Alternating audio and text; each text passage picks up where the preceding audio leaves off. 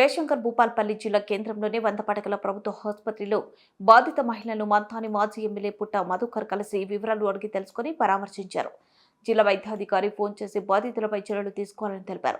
అనంతరం మీడియా సమావేశంలో పుట్టమధు మాట్లాడుతూ కాటారం మండలంలోని దంతలపల్లి గ్రామానికి చెందిన తోట హరిత గత సోమవారం కాటారం మండల కేంద్రంలోని ప్రాథమిక ఆరోగ్య కేంద్రంలో డెలివరీ కోసం అడ్మిట్ అవ్వగా డాక్టర్ మౌనిక సాధారణ డెలివరీ అవుతుందని చెప్పి 3 రోజుల లేబర్ రూమ్ లో ఉంచి సరైన వైద్యం అందించకపోవడంతో కడుపులో శిశువు చనిపోవడం జరిగిందన్నారు. వైద్యుల నిర్లక్ష్యంతో శిశువు మరణించిందని రాష్ట్ర వ్యాప్తంగా ప్రభుత్వ ఆసుపత్రిలో సరైన వైద్యం అందించడం లేదని ఆరోపించారు. సమస్యలపై స్పందించిన వారిపై అక్రమ కేసులు నమోదు చేస్తున్నారని, ఈ విషయంపై కలెక్టర్ స్థానిక ఎమ్మెల్యే స్పందించి బాధితులపై చర్యలు తీసుకోవాలని, లేని ఏడేళ్ల ఆందోళన కార్యక్రమాలు చేపడతామని హెచ్చరించారు. కాటారం హెడ్ క్వార్టర్లో ప్రైమరీ హెల్త్ సెంటర్ ఆసుపత్రిలో తోట హరిత ఆమె డెలివరీ కోసం సోమవారం సాయంకాలం ఆమెకు నొప్పులు రావడానికి ఇంజెక్షన్ ఇస్తే బుధవారం వరకు పట్టించుకోకుండా లేబర్ రూముల్ని పెట్టి మేము సాధారణ ప్రసవం చేస్తామనే పేరుతోటి కాలయాపన చేసి లోపల ఉన్నటువంటి పాప చనిపోవడానికి కారణమైనటువంటి కాటారం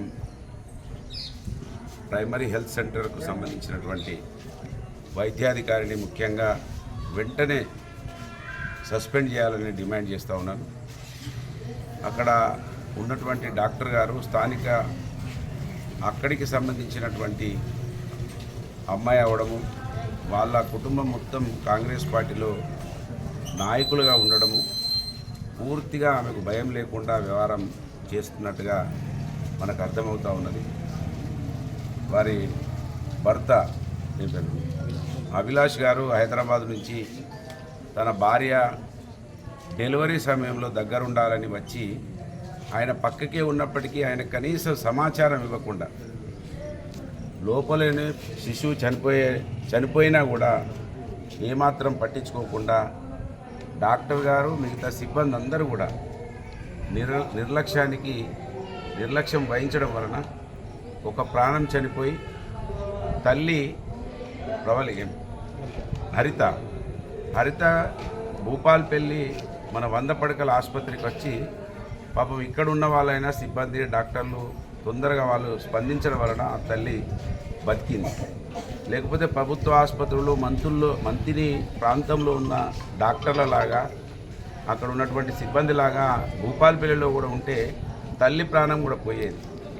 కాంగ్రెస్ పార్టీ ఎప్పుడు అధికారంలోకి వస్తున్నప్పుడు మంత్రిని ప్రాంతంలో పూర్తిగా ఉద్యోగస్తులను రాజకీయ కండువాలు వేసి తిప్పడం వాళ్ళకి ఆనవాయితీ అయిపోయింది వాళ్ళు ఉన్నటువంటి ఎమ్మెల్యే కుటుంబానికి.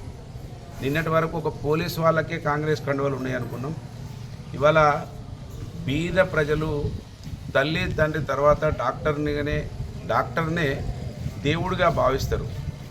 అటువంటి దేవుళ్ళకు కూడా కాంగ్రెస్ కండువాలు కప్తా ఉన్నది మంత్రి నియోజకవర్గంలో.